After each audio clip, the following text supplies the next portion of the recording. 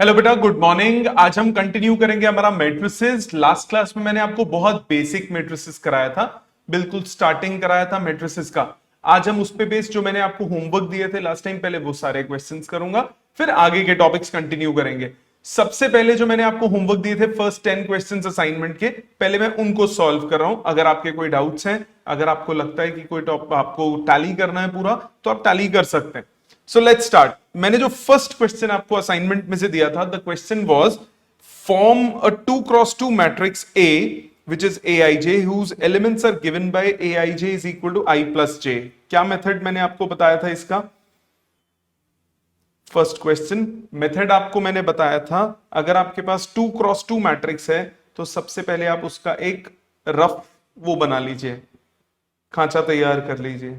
A11, A12, A21, A22। It is a 2x2 matrix. ध्यान है ये बात, 2x2। अब आपको क्वेश्चन में दिया हुआ है Aij is equal to I divided by j। ये क्वेश्चन में दिया। So A11 becomes 1 divided by 1 which is 1। A12 becomes 1 divided by 2, A21 becomes 2 divided by 1 and A22 becomes 2 divided by 2। ठीक बचे? तो आपके पास मैट्रिक्स बन गया 1 हाफ 2 1। ठीक है जी। सो ये आपका फर्स्ट क्वेश्चन का सिंपल सा आंसर हो गया। आगे चले, आगे आ जाते हैं सेकंड क्वेश्चन पे। सेकंड क्वेश्चन जो था वो क्या था? सेकंड क्वेश्चन कहता है कंस्ट्रक्ट 2x3 मैट्रिक्स। अब 2x3 मैट्रिक्स बनाना है तो सबसे पहले इस मैट्रिक्स को 2 रोज एंड 3 कॉलम्स का एक रफ वो बना लीजिए। A11, A12, A13, A21, A22, A23। ये आपको दिया हुआ है matrix. Now Aijth element is given to you as I minus j divided by I plus j। So what is A11? A11 becomes 1 minus 1 upon 1 plus 1, that is 0। ठीक, I और j की जगह value substitute हो जाएगी सिर्फ। A12 is 1 minus 2 divided by 1 plus 2, that is minus 1 by 3। A13 becomes I की जगह 1, j की जगह 3, 1 minus 3 divided by 1 plus 3, that is minus 2 by 4, which is minus half। A21 I की जगह 2, j की जगह 1, 2 minus 1 upon 2 plus 1, that is 1 by 3। A22 it is 2 minus 2 upon 2 plus 2, that is 0। A23 it's 2 minus 3 upon 2 plus 3, that is minus 1 by 5। ठीक बचे? सो आपके पास overall ए matrix कितना आ गया? Values लिख लीजिए, 0, minus 1 by 3, minus 1 by 2, 1 by 3, 0, minus 1 by 5। It's a 2x3 matrix. Clear? ये था question number 2। Let's move on to question number 3। Third question, construct a matrix A of order 3x2। Now you have 3 rows and 2 columns। 3x2 matrix बनाना है for which you have 3 rows and 2 columns। So A11, A12, A21, A22, A31, A32। You've got 3 rows and 2 columns। Values डालिए। आपको Aij का expression इस case में दिया हुआ है I minus j plus 1 for I less than equal to j and I minus j minus 1 if I is greater than j। ये condition दी है, वैल्यू डालते हैं। A11 I equal to j, तो ऊपर वाला एक्सप्रेशन यूज होगा, it is 1। A12 अब I is less than j, again ऊपर वाला यूज होगा, which is 0। A21 अब नीचे वाला I greater than j हो गया, सो ये हो गया I which is 2, minus J minus one, ये आ गया 0।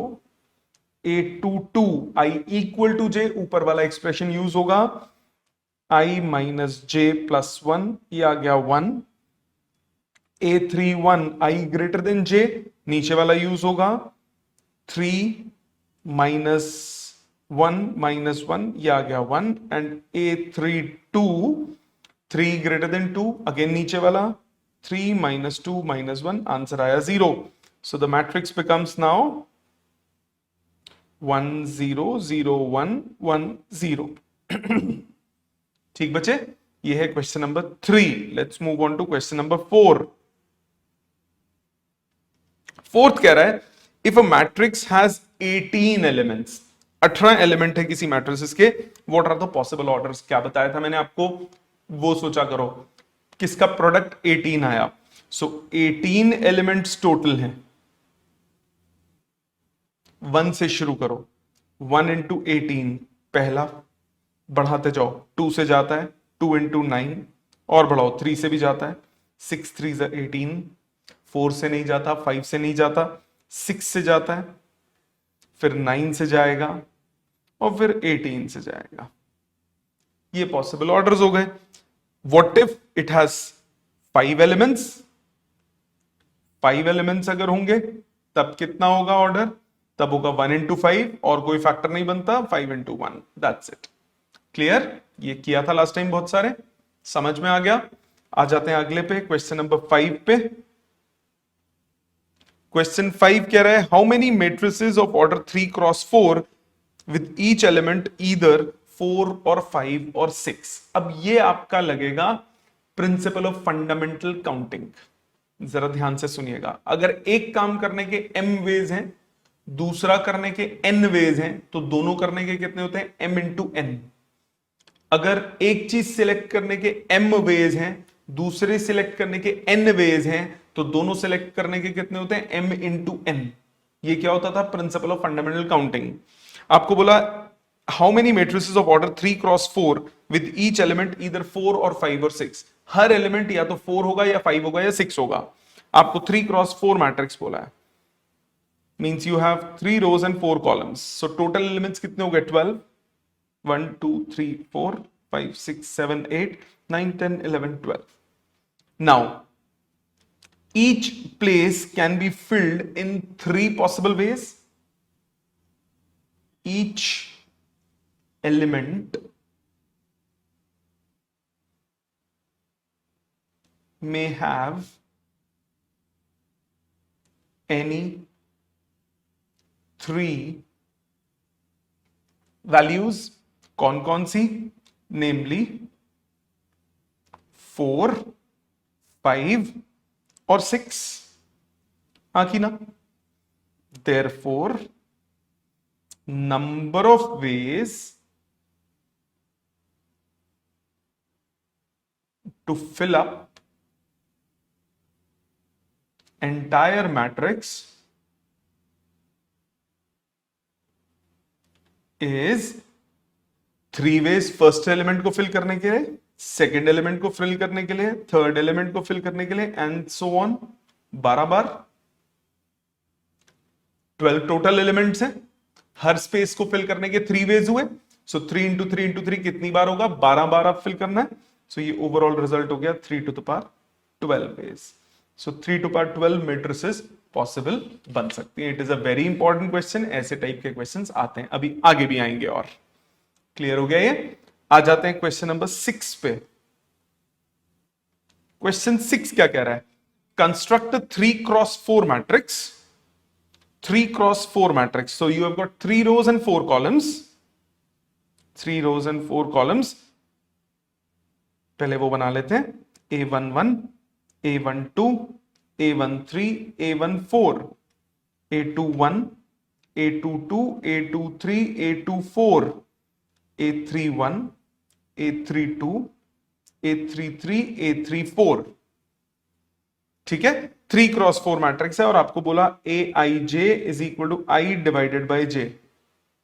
वैल्यूज लिखते हैं, A11 इज 1 डिवाइडेड बाई 1, 1 हो गया।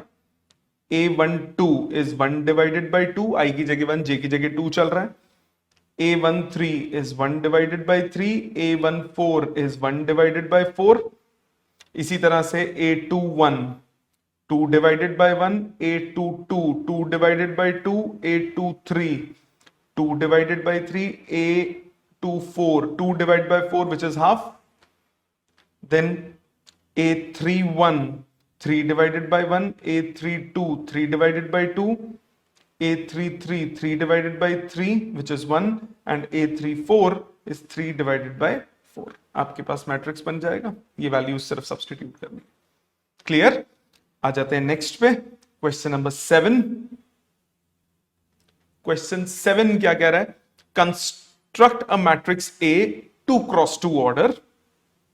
So 2 cross 2 order means you've got 4 elements, A11, A12, A21, A22, whose Aij is given by Aij is e to power 2ix sin jx. कुछ डालने की जरूरत है, सिर्फ i और j की वैल्यू डालनी है. A11 i की जगह 1, j की जगह 1, e to the power 2x sin x. A12 i की जगह 1 और j की जगह 2, e to power 2x sin 2x. A21 i की जगह 2, j की जगह 1, e to power 4x sin x. And A22 i की जगह 2, j की जगह 2, e to power 4x sin 2x. खत्म. मैट्रिक्स की फॉर्म में लिख देना. क्लियर? आ जाते हैं नंबर 8 पे. क्वेश्चन 8. क्वेश्चन 8 कह रहा है construct 3 cross 4 matrix Aij. 3 cross 4 matrix mean 3 rows and 4 columns whose elements are given by, पहले यहां लिख देता हूं 3 cross 4 elements are given by I plus j if I is greater than equal to j, and half of I minus j if I is less than j. So 3 cross 4 means 3 rows and 4 columns. So A11 1 I equal to j, ऊपर वाला formula use होगा 2. A12 I is less than j, नीचे वाला formula use होगा half of 1 minus 2, ये आ गया minus half.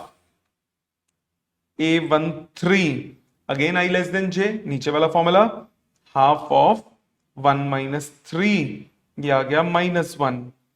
A14 again I is less than j, फिर नीचे वाला half of 1 minus 4 which is minus 3 by 2. फिर A21 I greater than j, ऊपर वाला formula I plus j which is 3. A22 again ऊपर वाला formula I equal to j है तो ये हो गया 4. A23 अब I less than j, नीचे वाला formula half of 2 minus 3 which is minus half. A24 again I less than j, नीचे वाला formula half of 2 minus 4 which is minus 2, answer आया minus 1. Then A31 I greater than j, ऊपर वाला formula 4.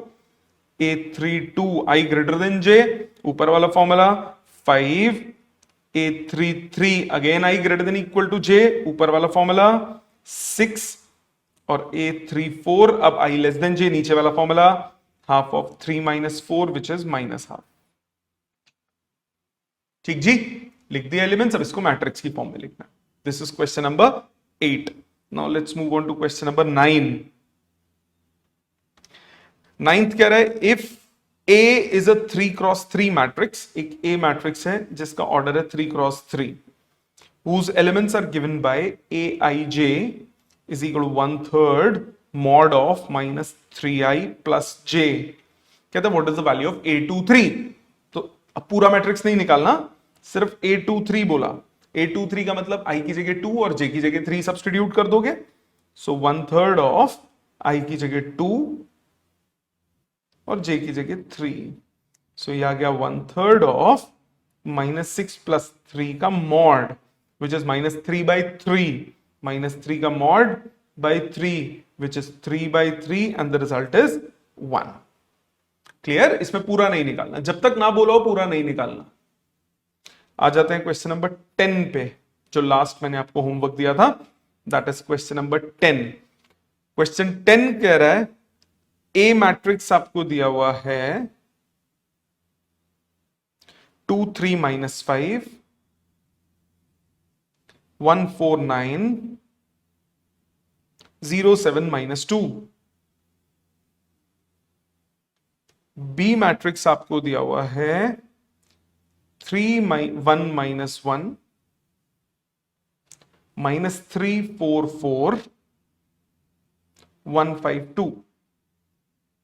इसके element को बोला ए आई जे, इसके element को बोला बी आई जे। आपको बोला है A22 प्लस B21 निकालो, मतलब ए का 2 एलिमेंट और बी का 2 एलिमेंट, इन दोनों को जोड़ना है। ए का 2 एलिमेंट कौन सा है? 4। बी का 2 सेकेंड रो फर्स्ट कॉलम कौन सा एलिमेंट है? -3। आंसर कितना आया? 1। इजी। सो ये मैंने आपको लास्ट क्लास में होमवर्क दिया था। अब हम आगे का प्रोसेस शुरू करते हैं, नेक्स्ट टॉपिक पे ध्यान देते हैं। जो नेक्स्ट टॉपिक हमारा आज का है उसका सबसे पहले नाम है इक्वालिटी ऑफ मैट्रिसेस। कोई भी दो मैट्रिक्स इक्वल कब हो सकती हैं? अब हम ये इक्वालिटी करने के बाद अलजेब्रा भी शुरू कर देंगे आज। कोई भी दो मैट्रिसेस बराबर कब हो सकती हैं?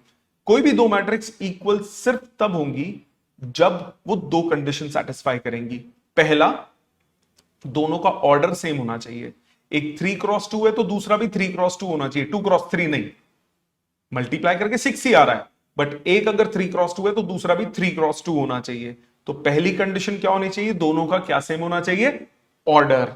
So for any two matrices to be equal, they must have same order। दोनों का ऑर्डर बराबर होना चाहिए। एक 2x2 है तो दूसरा भी 2x2 होना चाहिए, पहला पॉइंट। ऑल्सो, अब दूसरे पॉइंट पे आते हैं। corresponding elements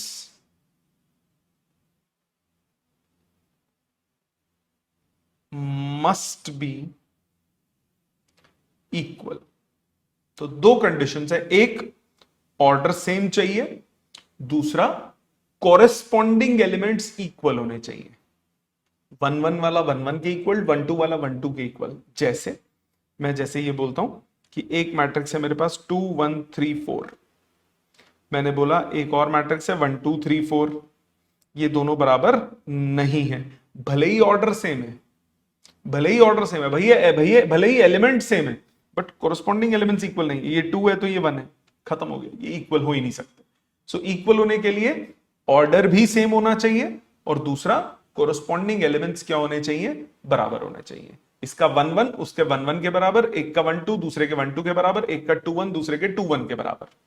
सो दो फैक्टर्स ध्यान रखने, एक ऑर्डर सेम, दूसरा कोरस्पॉन्डिंग एलिमेंट्स इक्वल। दोनों एसेंशियल कंडीशंस हैं।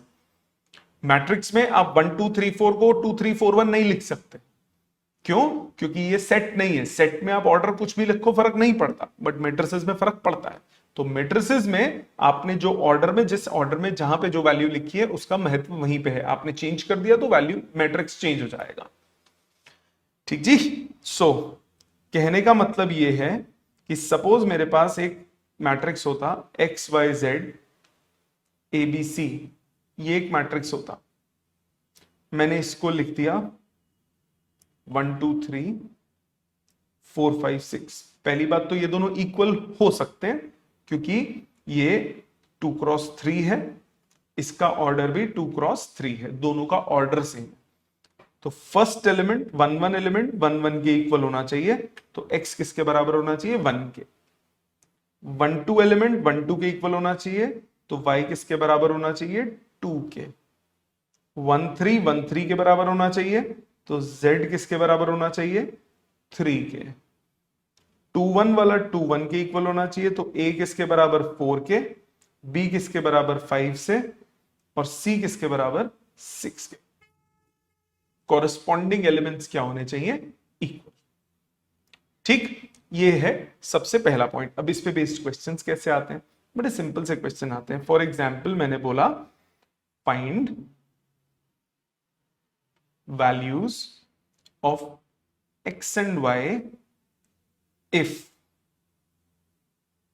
x plus y 2, x minus y 4 is equal to 3 2 1 4। ये हमें दिया हुआ है बराबर। कहता है x और y निकालो। अब देखो, ये पहले तो ऑर्डर देखो, 2 क्रॉस 2 तो 2 क्रॉस 2, 2 2 के बराबर होता है, 4 4 के बराबर होता है। अब इधर ध्यान दो, यानी x प्लस वाई किसके बराबर होना चाहिए? 3 के। सो x प्लस वाई किसके इक्वल होना चाहिए? 3 के। x माइनस वाई किसके बराबर होना चाहिए? 1 के। हाँ कि ना? कॉरेस्पॉन्डिंग एलिमेंट है, इक्वल्स होने चाहिए। इन दोनों में दो इक्वेशन, दो वेरिएबल्स, दोनों को जोड़ो, y से y cancel, 2x equal to 4, x equal to 2। x की वैल्यू 2 सब्सटीट्यूट करो, y कितना आया? 3 माइनस 2, आंसर कितना आया? 1। तो x 2 हो गया और y 1 हो गया। इस टाइप के बहुत इजी से क्वेश्चंस आते हैं इक्वेट करने वाले। और देखते हैं, जैसे आपको क्वेश्चन बोला if x square minus 4x x square x cube is equal to minus 3 1 minus x plus 2 1, find x। x निकालने को बोला। अब क्या करें? बहुत सिंपल बात है। मैंने बोला इक्वेट करो, फर्स्ट वाले को फर्स्ट वाले से, सेकंड वाले को सेकंड वाले से, थर्ड वाले को थर्ड वाले से, फोर्थ वाले को फोर्थ वाले से। तो मेरे पास आया x square minus 4x minus 3 के बराबर। दूसरी कंडीशन आई x स्क्वायर 1 के बराबर, 1 2 एलिमेंट 1 2 के इक्वल किया, तो अब 2 1 पे चलते हैं। x square minus x plus 2 के बराबर, और चौथी कंडीशन x क्यूब 1 के बराबर। हाँ कि ना? हमें x की ऐसी वैल्यू चाहिए होगी जो चारों को सेटिस्फाई करे, तभी इक्वल होगा। सॉल्व करो, x square minus 4x plus 3 equal to 0। हाँ कि ना? फैक्टर्स क्या बने? Minus 3 minus 1। So x minus 3 minus 1 x minus 3 equal to 0। So x minus 1 into x minus 3 equal to 0। तो x की वैल्यू आई 1 एंड 3। ठीक, इससे तो ये दो रिजल्ट आ गए।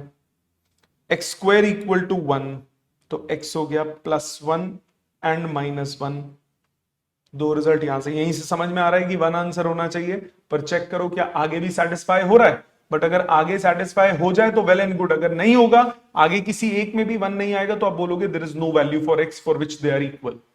मतलब अगर चारों से कॉमन रिजल्ट नहीं निकलता तो आप आंसर क्या दोगे? There is no value for x for which the matrices are equal. So x square equal to minus x plus 2, left side लाओ, x square plus x minus 2 equal to 0। Factor बनाओ, plus 2 and minus 1। So x common x plus 2, minus common x plus 2। So x minus 1 x plus 2। So इधर से result आया 1 and minus 2। x cube 1, तो x हो गया 1, 1 का cube root होता है 1। तो कॉमन रिजल्ट कौन सा हुआ? 1। तो लिखोगे since 1 satisfies each condition, therefore x की वैल्यू क्या हो गई? 1। समझ में आ गया? So this is how equality के क्वेश्चंस आते हैं। और देखते हैं, सपोज आपको बोला if √2 cos theta 0 0 sin 2 theta is equal to 1001. Find the value of theta. Equate करो. √2 cos थीटा 1 के इक्वल, तो cos थीटा कितना हुआ 1/√2. अच्छा, इधर sin 2 थीटा 1 के इक्वल. ठीक. अच्छा, cos थीटा 1/√2 का मतलब थीटा कितना हुआ 45 डिग्री. क्वेश्चन में गिवन होना चाहिए था क्वाड्रेंट, नहीं गिवन तो आप फर्स्ट क्वाड्रेंट लेके चलोगे, पॉजिटिव वैल्यूज हैं. sin 2 थीटा 1 के इक्वल, तो 2 थीटा कितना हुआ π/2, तो थीटा कितना हुआ π/4. सो कॉमन रिजल्ट क्या हो गया π/4, तो थीटा कितना हो गया π/4 यानी 45 डिग्रीज. क्लियर. ये तो था इक्वालिटी. तो मैंने क्या बोला, किसी भी मैट्रिक्स को, दो मैट्रिक्स अगर इक्वल होंगी, if two matrices are equal, तो क्या कंडीशन होगी, नंबर 1 दोनों का ऑर्डर सेम होना चाहिए, नंबर 2 दोनों में कोरस्पॉन्डिंग एलिमेंट्स क्या होने चाहिए, इक्वल होने चाहिए, तभी वो दो मैट्रिसेस क्या होंगी, इक्वल. ठीक, समझ में आ गया. अब इसके होमवर्क मैं अभी दूंगा थोड़ी देर में, पहले आगे चलते हैं. नेक्स्ट जो टॉपिक है, आज हम शुरू करेंगे matrix algebra.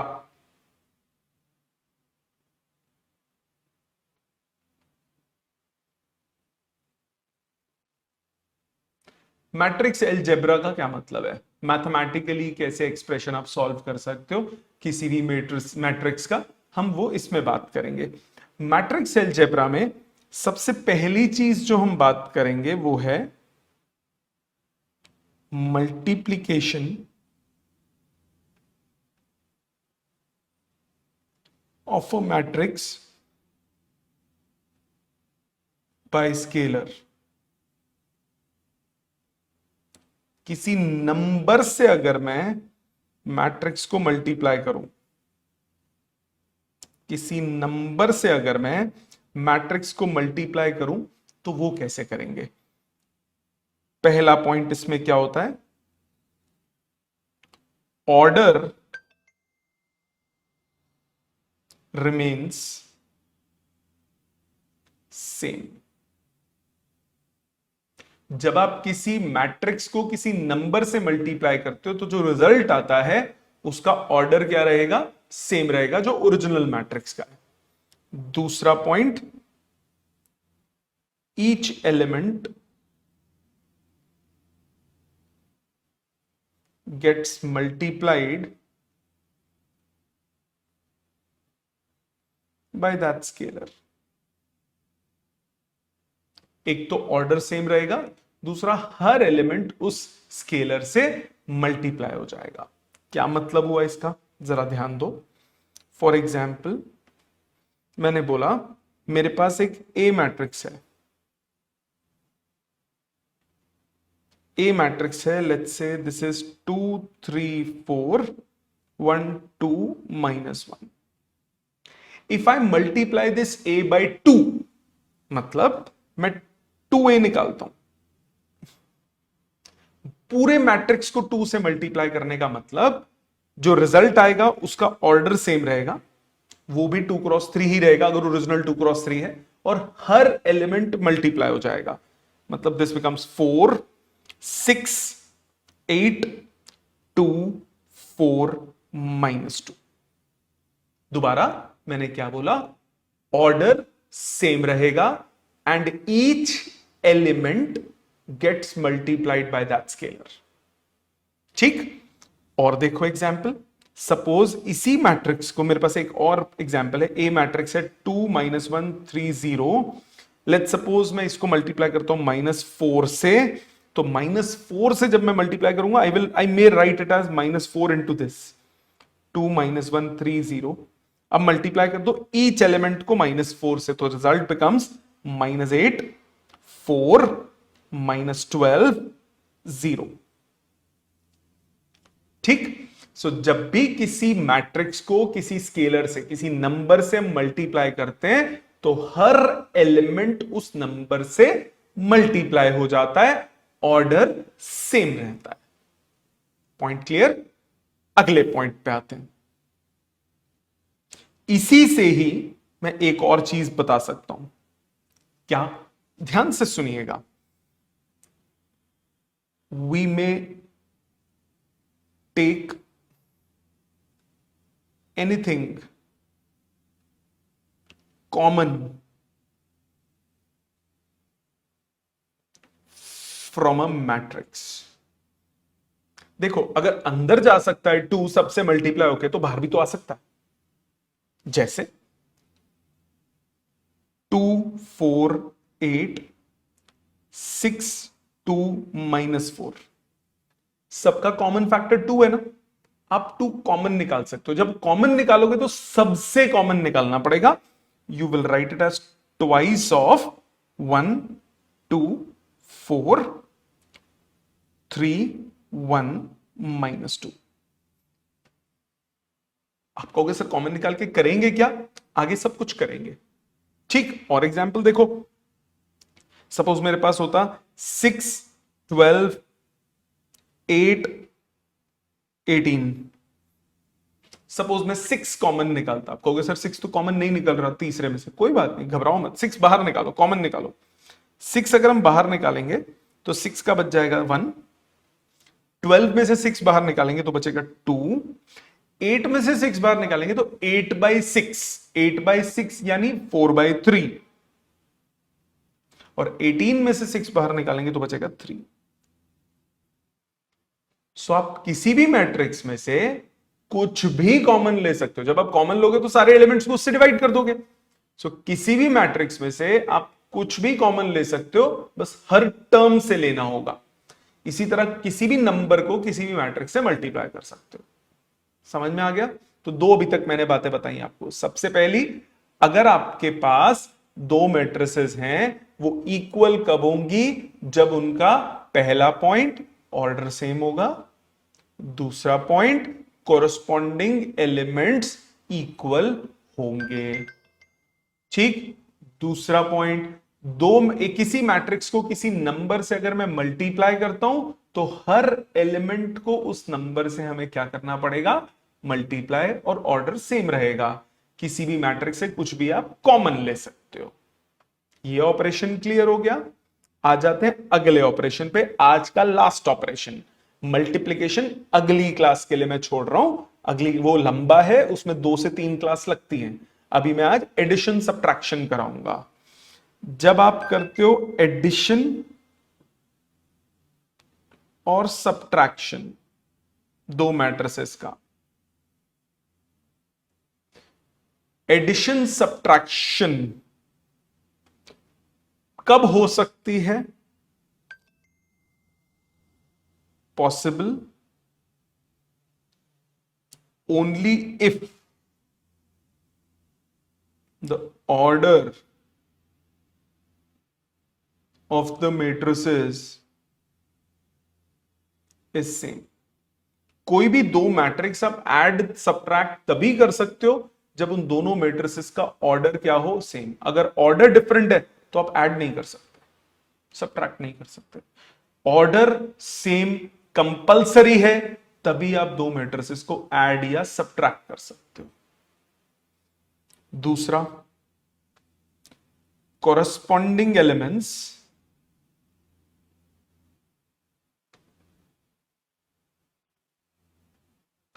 are added or subtracted। corresponding elements को ऐड या सब्ट्रैक्ट करोगे। आप कहोगे सर ऐसे कैसे? Let's see, let me give you an example. बहुत सिंपल है ये। सपोज आपके पास एक ए मैट्रिक्स है, इट इज 2 3 4 1। एक बी मैट्रिक्स है 2 3 4। आप ए प्लस बी नहीं निकाल सकते, क्योंकि ए का ऑर्डर कितना है? ए का ऑर्डर है 2 क्रॉस 2, और बी का ऑर्डर कितना है? 1 क्रॉस 3। दोनों का ऑर्डर सेम नहीं है। अगर दोनों का ऑर्डर सेम नहीं है तो दोनों ऐड नहीं हो सकते, आप a माइनस बी भी नहीं निकाल सकते। दो मैट्रिक्स ऐड और सब्ट्रैक्ट सिर्फ तब हो सकती हैं जब उन दोनों का क्या सेम हो, ऑर्डर सेम हो, अदरवाइज वो ना तो ऐड हो पाएंगी ना सब्ट्रैक्ट हो पाएंगी। क्लियर ये पॉइंट? अब एडिशन सब्ट्रैक्शन होती कैसे? सपोज आपके पास ए मैट्रिक्स है 2 3 4 1, एक बी मैट्रिक्स है -1 2 4 -3। आप a प्लस बी करते हो तो ये लिखो 2 3 4 1 प्लस -1 2 4 -3। ऑर्डर सेम है, एडिशन हो सकती है। कॉरस्पॉन्डिंग एलिमेंट्स को जोड़ो, 1 1 वाला एलिमेंट 1 1 से ऐड होगा, 2 और -1 ऐड होके कितना आया 1, 1 2 वाला 1 2 से, 3 और 2 ऐड होके कितना आया 5, 2 1 वाला 2 1 से 8, 1 और -3 से -2। ये आंसर हो गया, इजी। सपोज आपको निकालना है a माइनस बी। a कितना है 2 3 4 1, सब्ट्रैक्ट करो -1 2 4 -3। ऑर्डर सेम है, सब्ट्रैक्शन हो सकती है। a minus B corresponding elements are subtracted. 2 में सब्ट्रैक्ट करो -1, आंसर आया 3। 2 माइनस ऑफ -1 कितना हुआ 2 + 1 विच इज 3। 3 में सब्ट्रैक्ट करो 2, आंसर आया 1। 4 में सब्ट्रैक्ट करो 4, आंसर आया 0। 1 में सब्ट्रैक्ट करो -3, आंसर कितना आया 4। इजी, समझ में आ गया अच्छे से? और एग्जांपल्स देखते हैं। सपोज मेरे पास ए मैट्रिक्स है 2 3 0 1 2 -1 4 -1 4। बी मैट्रिक्स है -1 2 1 3 2 1 4 0 0। सी मैट्रिक्स है -1 -1 0 -1 0 1 0 0 1। ये तीन मैट्रिसेस।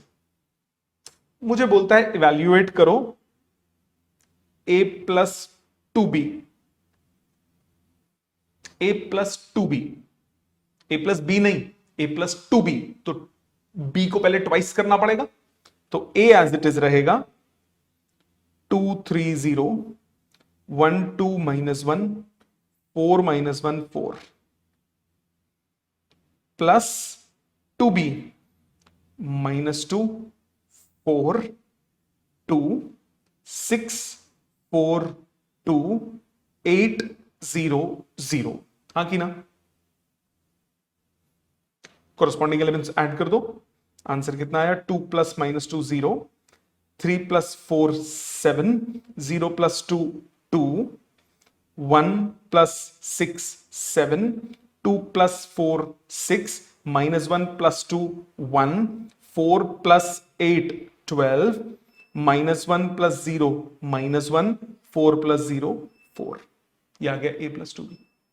ठीक है। सपोज आपको बोला आपको निकालना है a minus b minus c। यहां गलतियां होती हैं बच्चों से, अभी बताता हूं कैसे। a पहले लिखो 2 3 0 1 2 -1 4 -1 4, माइनस b की वैल्यू -1 2 1 3 2 1 4 0 0, माइनस c -1 -1 0 -1 0 1 0 0 1। यही है जी। अब बच्चे करते क्या है, ध्यान देते नहीं, इन दोनों को सब्ट्रैक्ट कर देते हैं। ये दोनों सब्ट्रैक्ट थोड़ी ना हो रहे हैं, दोनों ऐड हो रहे हैं। आप कहोगे सर बीच में माइनस का साइन है, पर नहीं, दोनों टर्म्स के आगे माइनस का साइन है ना, तो माइनस कॉमन निकलेगा, दोनों ऐड अप हो जाएंगे। ये सबसे बड़ी गलती होती है बच्चों की, सबसे मेजर मिस्टेक है, माइनस कॉमन का ध्यान नहीं रखते। इस टर्म के पास भी नेगेटिव है, इस टर्म के पास भी नेगेटिव है, दोनों नेगेटिव टर्म्स हैं। दोनों नेगेटिव टर्म्स जब ऐड होंगी तो माइनस कॉमन निकल के दोनों जुड़ेंगी ना। अगर आपको 3 - 4 - 2 करना है तो आप पहले 4 - 2 का थोड़ी ना करते हो, आप इसको 3 - 6 लिखते हो, -4 -2 ऐड होता है। इसको आप 3 - 4 - 2 को 4 - 2 2 थोड़ी ना लिखते हो, ये तो गलत हो जाएगा। ये टर्म, ये चीज का ध्यान रखना। ये ऐसे भी हो जाता है जैसे 3 - 4 + 2, बच्चे इन दोनों को जोड़ देते हैं। नहीं, ये जोड़ थोड़ी ना रहे हैं, ये तो सब्ट्रैक्ट हो रहे हैं, ये तो सब्ट्रैक्ट हो रहे हैं, क्योंकि माइनस कॉमन निकलेगा। पहले ये बेसिकली -4 + 2 है, विच इज 2 - 4। बच्चे इसको सीधा जोड़ देते हैं, 4 + 2 लिख देते हैं 6 ना, बाहर माइनस का साइन है, उसका ध्यान रखना। ठीक है बेटा। इसमें हम क्या करेंगे जरा ध्यान दीजिए। सबसे पहले सबसे सिंपल तरीका है, स्टार्टिंग से एंडिंग की तरफ चलो। स्टार्टिंग से एंडिंग की तरफ मतलब, क्योंकि पहले वाला टर्म पॉजिटिव है, पहले इन दोनों को सब्ट्रैक्ट करो, या ओवरऑल एक साथ कर दो, तुम्हारी इच्छा है। बेटर रहेगा पहले स्टार्टिंग में धीरे धीरे करो। पहले इन फर्स्ट 2 को सब्ट्रैक्ट किया, 2 - -1 कितना हुआ 3, 3 - 2 कितना हुआ 1, 0 - 1 कितना हुआ -1, 1 - 3 कितना हुआ -2, 2 - 2 कितना हुआ 0, -1 हुआ -2, 4 - 4 0, -1 - 0 -1, 4 - 0 4, माइनस ये as it is.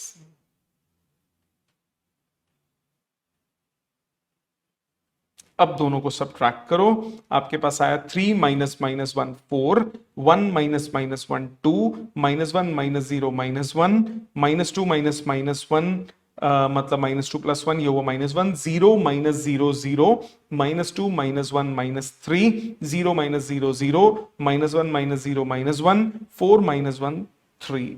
This is the result. समझ में आ गया क्या गलती करते हैं आप लोग? तो वो थोड़ा ध्यान देना है। इजी लगा? So this is your addition and subtraction. तो आज हमने 4 चीजें टोटल की। एक, इक्वेट कब कर सकते हैं। दूसरा, नंबर से जब हम मल्टीप्लाई करते हैं तो हर एलिमेंट मल्टीप्लाई हो जाएगा, कॉमन निकालेंगे तो हर एलिमेंट कॉमन निकलेगा। तीसरा, 2 मैट्रिसेस ऐड कैसे होती हैं। चौथा, 2 सब्ट्रैक्ट कैसे होती हैं। एडिशन सब्ट्रैक्शन के लिए order same, corresponding elements add और subtract.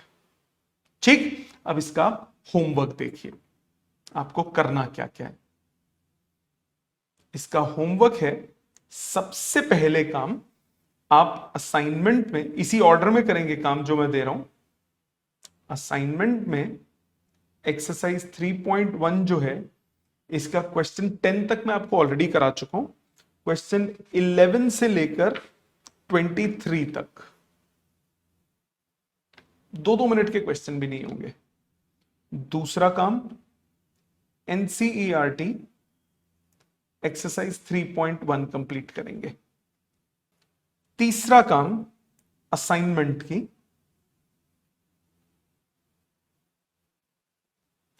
Exercise number 3.2 page number 42।